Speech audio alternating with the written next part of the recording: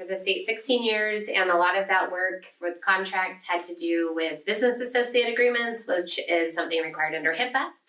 And at DSHS, we got into a tad bit of trouble and needed more concentration on the privacy side of HIPAA. And so I developed the program at DSHS and ran that program for around 6 years before I came over to WATEC. After I graduated from college, I was a health information specialist.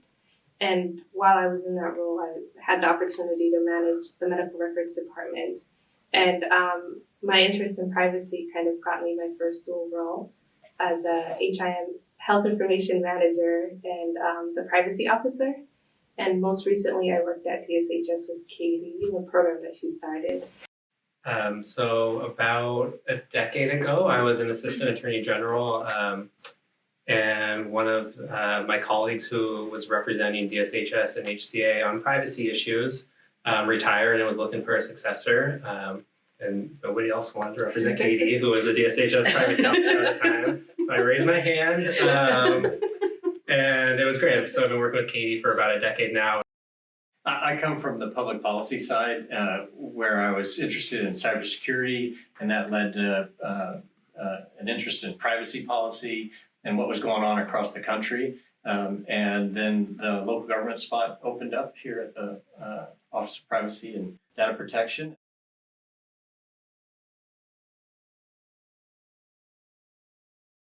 One of the things that I think makes it a better place is that we're actually thinking about how the state collects and uses personally identifiable information. And so people care a lot more about how their information and are a lot more attuned to security breaches and privacy breaches than they ever have been before. And so our daily work in educating the state and consumers helps to bring awareness to how agencies should collect and use information, if they even should collect information. I think Washington State is a better place when we have effective government, and to have effective government, you need trust. And one of the quickest ways to erode trust is if you have a big data incident, or if you're doing something creepy with personal information. And so by teaching folks around the state enterprise about what personal information is and how to protect it and why we should be protecting it like it's our own information, we're helping build trust and help all of our customer agencies fulfill their missions. Our office was started in 2016, and we were one of the first privacy offices in the country. This year, we rolled out some of the first state-based privacy training in the country. Katie is a leader amongst chief privacy officers in the whole country.